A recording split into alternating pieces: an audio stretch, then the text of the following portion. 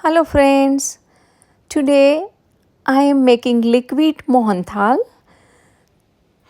તો ફ્રેન્ડ, આજે હું બનાવું છું લચકો મોહનથાલ. એના માટે મેં લીધો છે 2 કપ ચણાનો લોટ. So I got 2 cup chickpea flour.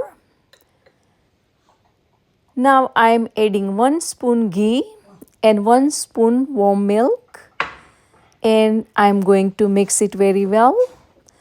તો એક સ્પૂન મેં ઘી અને 1 સ્પૂન વોર્મ મિલ્ક એડ કર્યું છે અને હું એનો ધાબો આપું છું.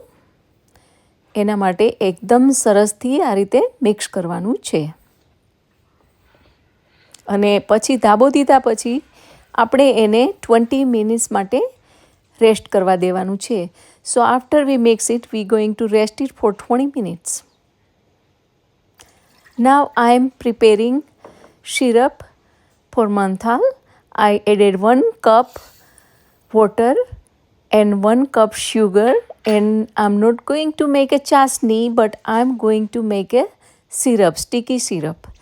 તો આપણે ચાસણી નથી બનાવવાની, કોઈ તારની ચાસણી બનાવીને ઝંઝટ નથી, આપણે ખાલી સિરપ જેવું બનાવવાનું છે. અને now I added 1 cup ghee and I'm going to sweep the chickpea flour in that ghee. તો મેં છે ને 1 કપ ઘી એડ કર્યું છે અને હવે હું એમાં આપણો ધાબો દીધેલો લોટ છે એને ચાળી લઈશ એટલે બધી ગાંગળીઓ ભાંગી જાય.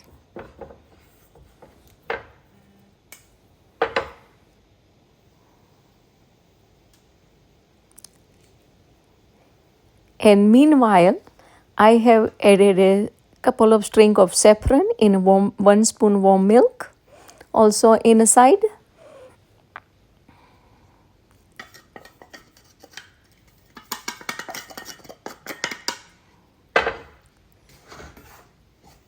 So now I am going to roast this chickpea flour until it turns golden brown.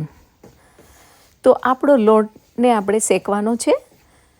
એ જેવી આપણે એમ કે દાળિયા શેકાઈ ગયા હોય એવી સ્મેલ આવે કે ગોલ્ડન બ્રાઉન જેવો કલર થઈ જાય ત્યાં સુધી આપણે શેકવાનો છે લોટને.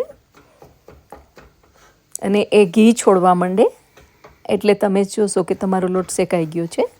હવે જે લોટે ઘી છોડી દીધું છે એને તમે જોઈ શકો છો.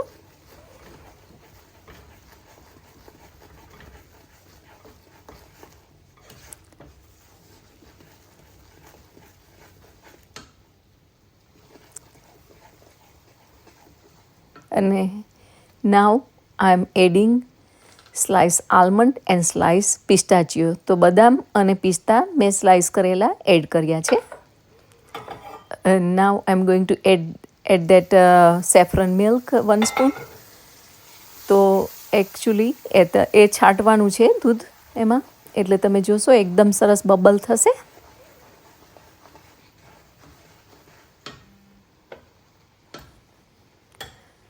Now I'm checking on the ચાસણી.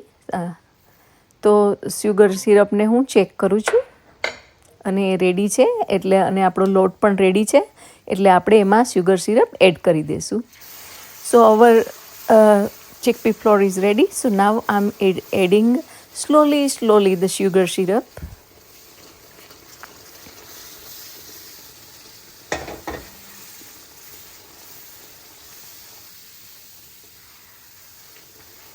ને આ રીતે એકદમ ચલાવવાનું છે.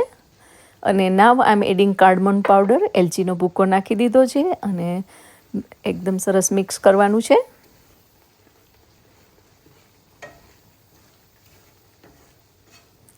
This recipe is very quick and is a perfect measurement. So now looks like our liquid mohanthal is ready. So I am going to serve it.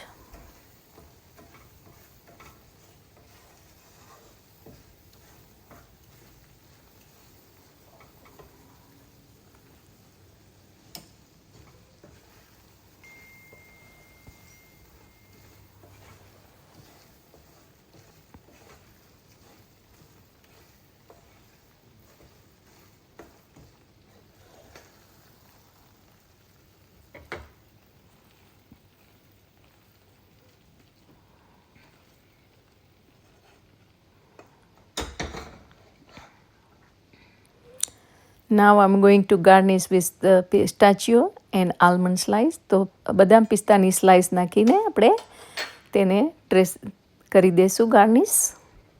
If you like this recipe, please like, share and subscribe my channel. It's not gonna cost you anything.